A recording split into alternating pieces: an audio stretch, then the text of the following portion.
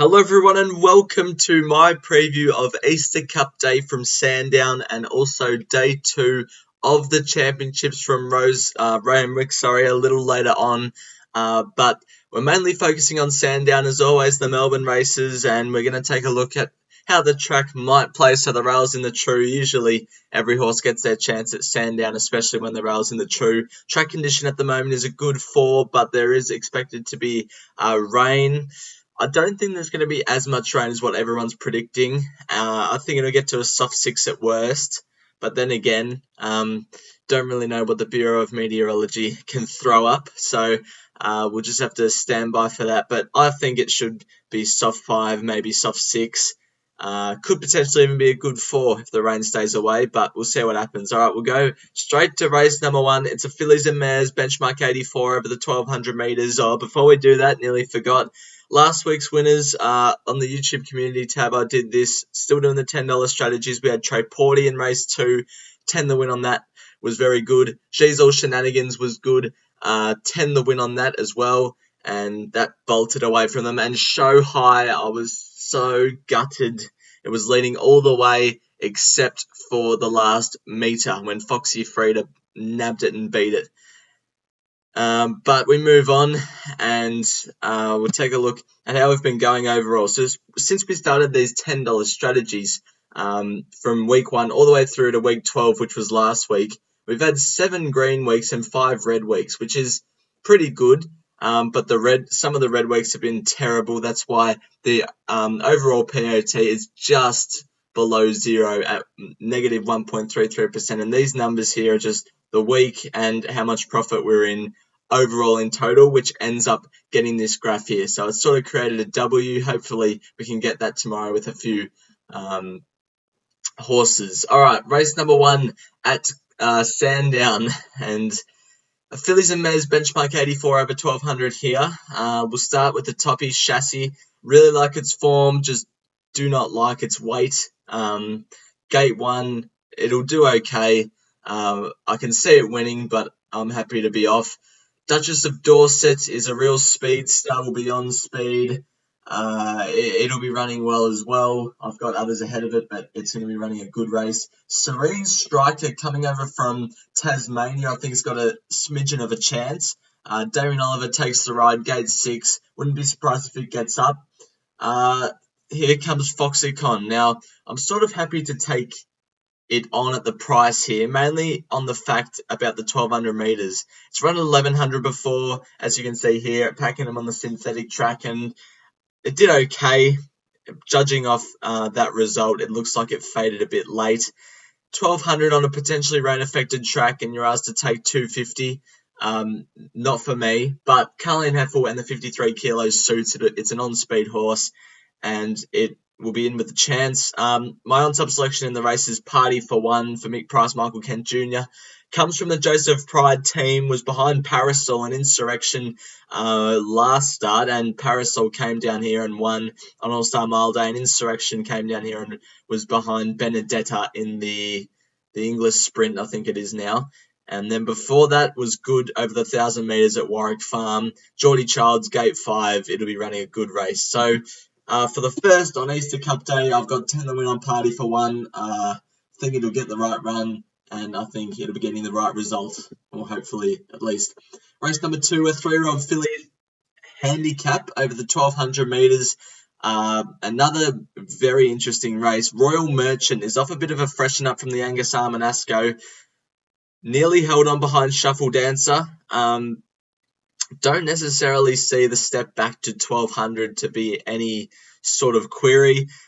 Gate 5 on speed. Celine Gaudreau, 57 kilos. Yeah, it can win. I haven't got it on top though.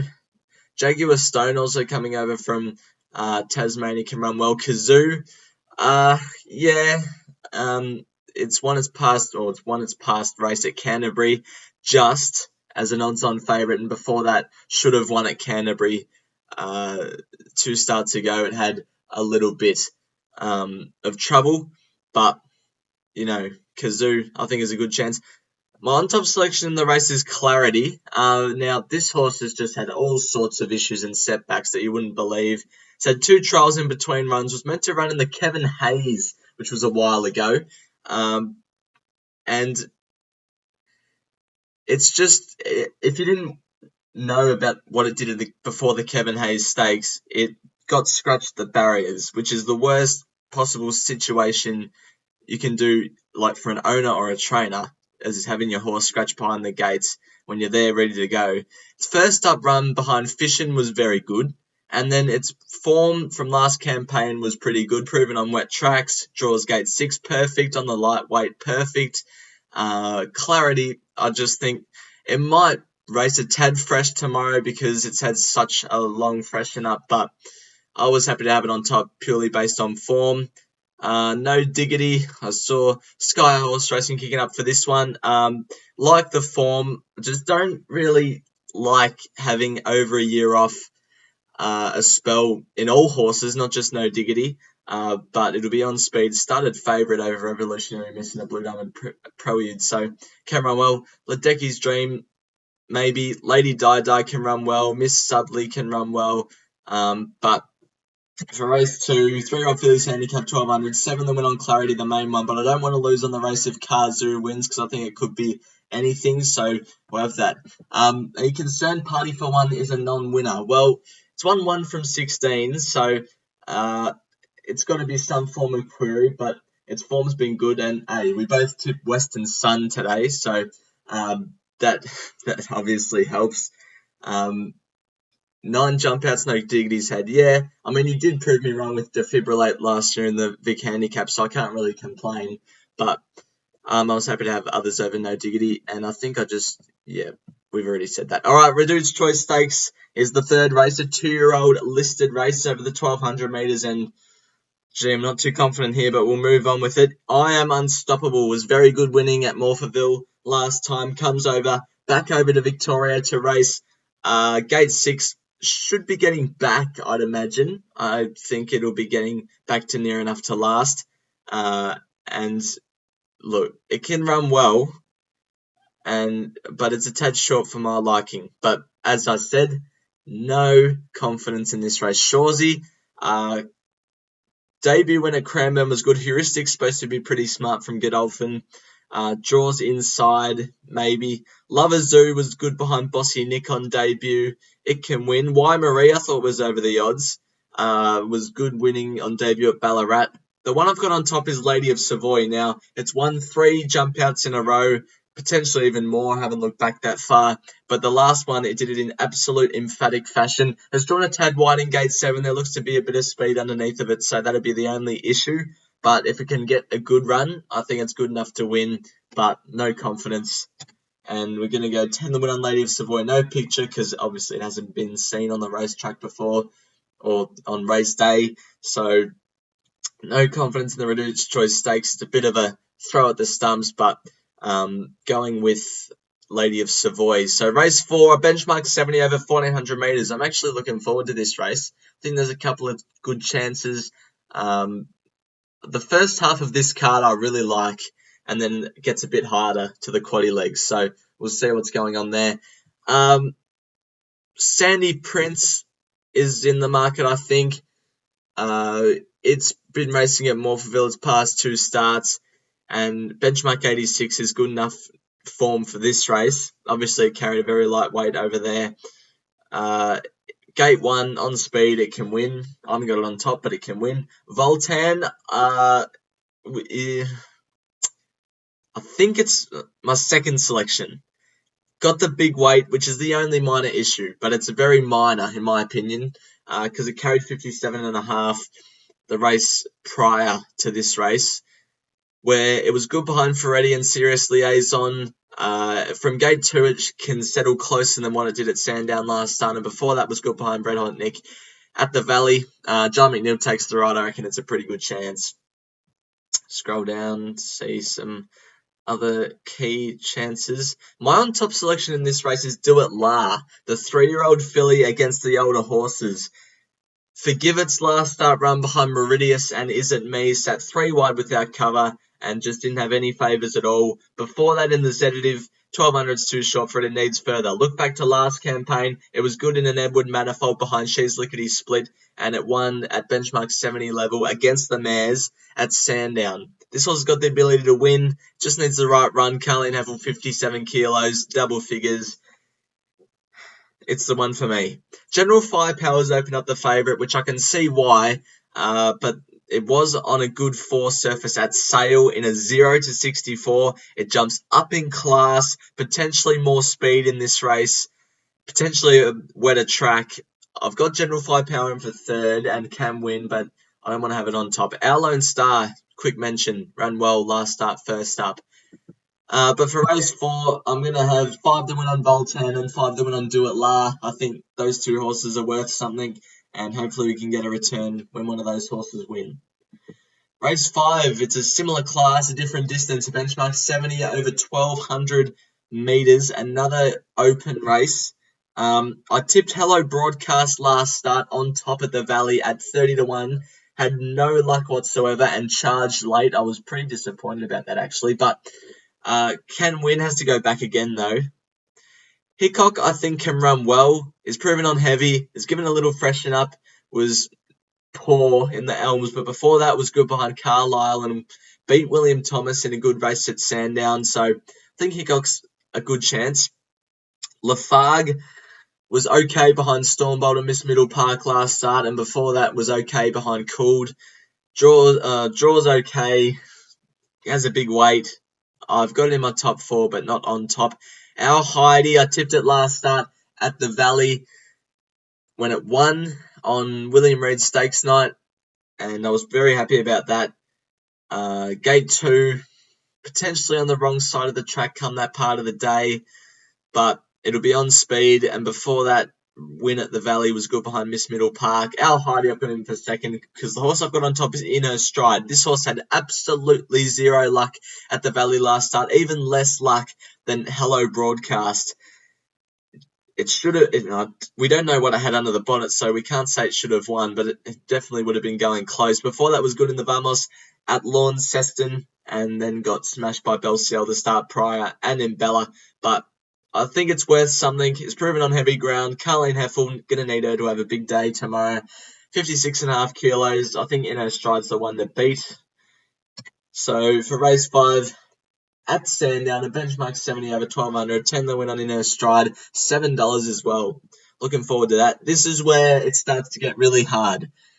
Race number 6 is a 3-year-old handicap over the 1,600 metres. This race, maybe not so hard, but race 7, 8, and 9, yes.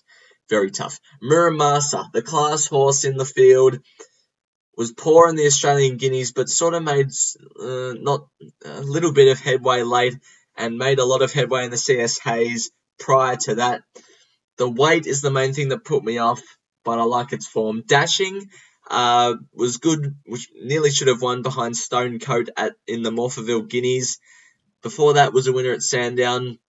Maybe. I haven't got it on top.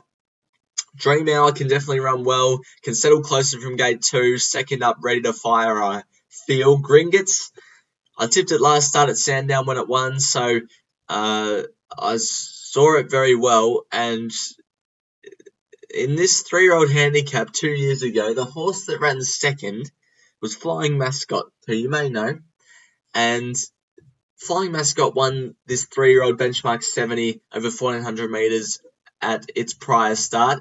Did it just by Pimple, and Gringotts has done it by 3/4 of a length. And Flying Mascot lost to Captain Spud in this race 2 years ago. So Gringotts, I think, has got a chance. It's proven on soft 7. I shouldn't have said that. It is proven on soft 7 ground. For me, it's still a small query on the at the 1,600. Just want to say Do It first, and we're asked to be taking a closer price to Loco. I like Amadi as a roughie in this race, was good in the Alexandra behind Papillon Club, and before that was a complete forget run in the CUNY, and even before that was dominant at Ballarat, and I mean dominant. Proven on heavy ground. Main query is how far back it'll get, but I reckon it's over the odds. Red Sun Sensation can run pretty well. Loco is my on-top selection in the race. Was very good winning at Pakenham on debut. Then went to Sandown, got stuck on the wrong side of the track for the whole race, And What a Deal's a pretty good horse. They smashed the rest. I reckon it's the one to beat. Jordan Childs takes the ride. And She's a Tempest, not in my $10 strategy, but I reckon it's over the odds at $15. Was good behind Bel Air and Russian Dancer in the Vobis Gold Reef, and before that was a good winner at Pakenham. Similar setup to Ripper Reader in this race 2 years ago behind Captain Spud and Flying Mascot. I haven't got it in my strategy, but it can definitely win. So race 6, 3-year-old handicap, 1600, 8 the win on Loco, and small saver Amadi. Flying Mascot, how's she going? Well, I'm glad you asked. She's come back from her surgery very well, and she's been in Dabening's stable for about a month now. She's been doing slow work, and they're going to build up her work to a faster level in the coming weeks. We're going to miss South Australia. We're going to miss Queensland. So hopefully, if she does extremely well, we might make Queensland, but I don't think she will. So I reckon the spring is her sights, and she'll be a similar prep to last year and potentially go for the Empire Rose again. But she's going to retire very soon because Magic Millions and Inglis want to, as a mum. All right, race number 7, the first of the group races. It's the Group 3 Victoria Handicap over the 1,400 metres. And wow, this is an open race and tough. Ayrton. Now, I took it on in the Shaftesbury Avenue and it lost. The soft and heavy track form doesn't fill me with a lot of confidence in it. If it does get very wet, I wouldn't want to be on it. And especially gate 1 as well, Damien Oliver, it's going to have to find lengths off its first up run to be winning this. Buffalo River, the old boy, will need a really bogged track, is very good first up, and it's never won on good ground, so it'll need the rain to come. It'll be on speed and be doing well. Frankie Pino, I've got as my each-way horse of the race. Was very good in the Able behind She's All Class in the Boat. Imperial Lads come out of this race and won last week. Obvious query is how far back it'll get, but can run well. Lady of Honor ran similar first up, how it did to last time it was first up. Finished 2.7 lengths behind in a 1,200 metre race, then came out and won at 1,400. Can it do the same again here? I'm not sure. Gate 11, maybe a touch wide, which I'm not too keen on. Not an option. Finally break through last start and can run well. Cardinal Gem and Pinstripe basically have the same form line. They were both close up in here and were both, fair way away here. So they're probably both as good as each other. Cardinal Gem raced well without cover last start. Clemenceau's the interesting runner. Was good in the McCartan first up and nearly should have won the St. Kingdom last up behind Bacchanalia. Everyone's saying the 1,400 will be a big test for this horse, but I reckon it'll absolutely eat it up. It's been proven on heavy ground before if it does get to a bogged track, and I can see why it's favourite and why it's been backed. Forbidden City maybe slightly over the odds as well. So race 7, Group 3 Victoria Handicap. 8 the win on Clemenceau is my main, and then a slight each-way saver on Frankie Pino. So that's how I'm playing race 7. Race number 8 is the Group 3 Easter Cup over 2,100 metres. And this is an interesting race. And this is probably the toughest race of the day. Fancy Man can win. Was good in the Selwood first up behind Zayrek and Sunshine Rising. Damien Oliver, gate 9, will be back and charging home late. Right You Are, I really like, and I couldn't fit it in my strategy. This is the one horse tomorrow, the main one that I really wanted to put in my strategy, but I just couldn't fit it in. It has won 5 on the trot, so can't fault it. If it does get really wet, as in heavy wet, which I don't think it will be, it could be some query to its winning chances, but it's racing well, and I don't know what happened, why it got scratched from the Australian Cup, but we'll see what unfolds tomorrow. Mankind's my each-way horse of the race. Was good, or was only fair in the Albury Cup behind Bel Toro, but before that was good in the Wangaratta Cup and okay in the Carline Cup. 4th up, and if it does get really wet, I reckon this horse will be ready to fire. Steps up to the 2,100 for the first time. Gate 5 on speed. Will be running well and loves the heavy ground. Horrifying. Barb Raid is an interesting runner going up to 2,100. Horrifying, I also think is a pretty good chance. just has a habit of missing the start, and I reckon it needs to go forward to be a good chance.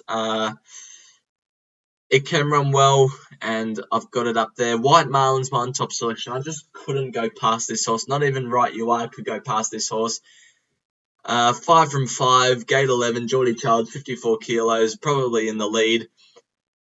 Maybe saving its best for the Ramsden, but it should be winning here, I think. Sparkle, maybe, but nah. So, Group 3 Easter Cup, 7 the win, White Marlin, and little saver on Mankind, just in case White Marlin doesn't turn up. And finally, race number 9, a benchmark 84 over the 1600 metres. Let's go. Last race.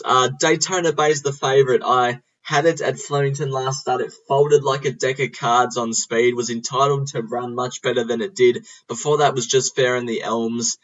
And steps up to the 1600 for the first time. I can't see why it's favourite, but I may be proved wrong. Flash Feeling. Its first up record isn't great. That's the main thing that threw me off, but should get a good run. Quay can run well. El Rocco can run well. My on-top selection in this race, which may sound surprising, is Alvadun. Was good behind Sparkle in the 2,000-metre benchmark 80. I reckon it's looking to go back in trip to the 1,600 as it is. The main query for me is gate 11 and where it gets to, and it's drawn on the outside of all the speed influences. So if it gets into the 3-wide line with cover, I reckon it's a major chance and can run well. Hector Damaris, I think, is over the odds based off its first up run. Monarch of Egypt has been racing well and can win without surprising. Serious Liaison, wet track isn't great, but and it'll be getting a long way back, but it's a pretty good horse. And Daily Bugle can run well as well.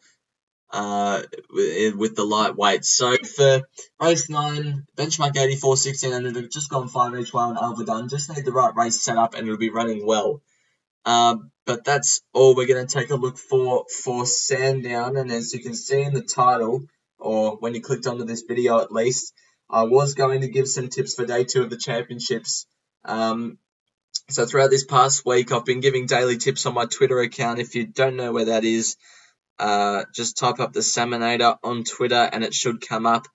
So if you want daily tips, I've been doing some for the past week and will continue to do so over the future. So we're going to take a look at day 2 of the championships from Randwick now.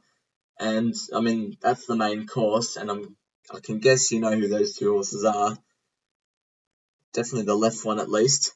So the first race we're going to play at is race number 1. It's the listed 2-year-old Fernhill Mile over the 1600 metres. This horse hasn't won yet, but has been racing very well, and its name's Make a Call. Now, James McDonald rides this horse for Peter and Paul Snowden, and last start was good behind a Muir over 1400, steps up to the 1600, which I think suits it, and it's ready to win its first ever race tomorrow at Randwick. And it's heavy track, or it's wet track form, hasn't been tested yet, so we'll see what it's like on a heavy track. But race 1, the Fernhill Mile, I'm with Make a Call.